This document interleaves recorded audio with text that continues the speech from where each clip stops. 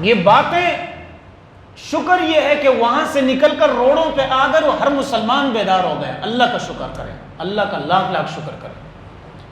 کیوں؟ بیماری جسم کے اندر ہو، ڈاکٹر چیک اپ کر لیں، پتہ نہیں چل رہا ہو تو بیماری کیا ہوگی، بندہ مر جائے گا، اگلے یقین نہیں کریں گے.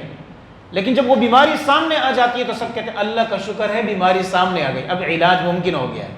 انشاءاللہ اب صحابہ کے خلاف بکواس کرنے والوں کا علاج ممکن ہوتا جا رہا ہے انشاءاللہ.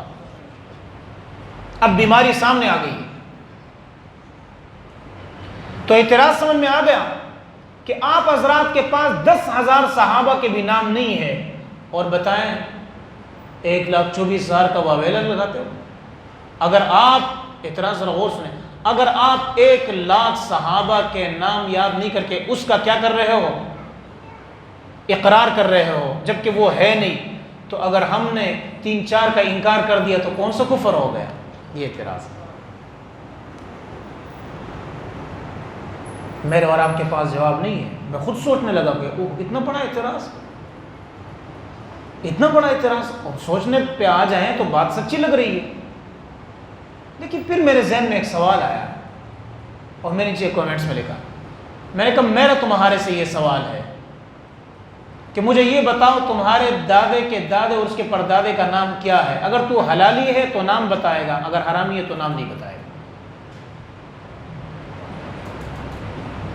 اگر نام یاد رکھنا ضروری ہے اور نام ہی کے بل بوتے پر تمہارا فیصلہ ہے تو مجھے بتاؤ دادے کے دادے کا نام کیا ہے اور اس کے پردادے کا نام کیا ہے؟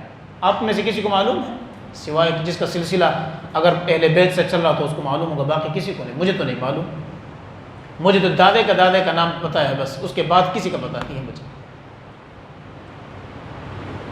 ہم کہتے ہیں اسلام میں اور ہمارے دین میں نام کو نہیں دیکھا گیا ہے، کام کو دیکھا گیا ہے.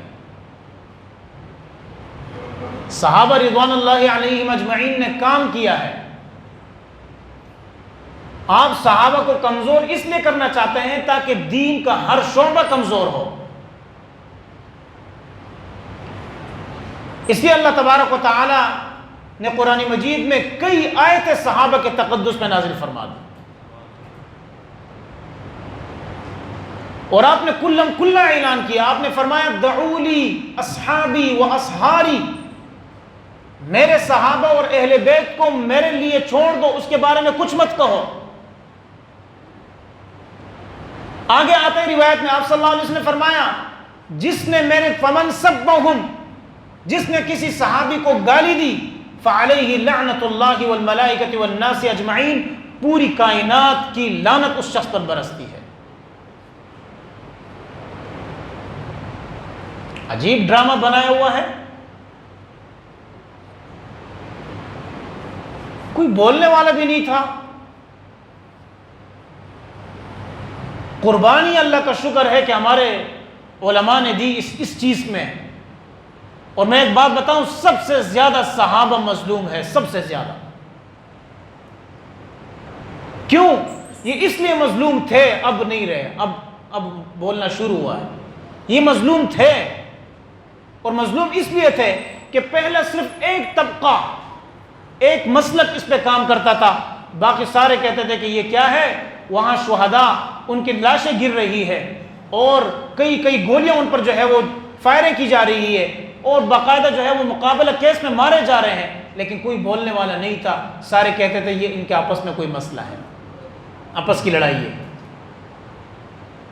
میرے بھائی دوستو بزرگوں، میں آپ سے اور اپنے آپ سے ایک سوال کرتا ہوں.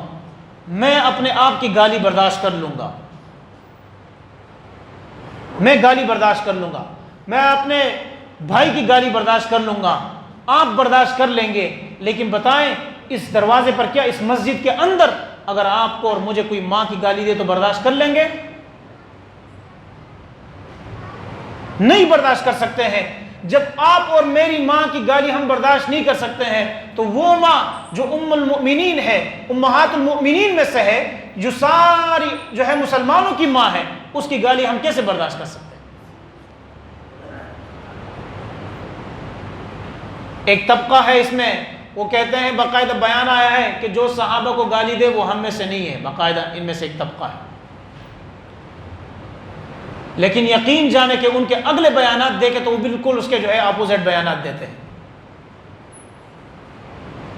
ایک عالم ہے جو مولانا طارق جمیل صاحب سے ملاقات کر کے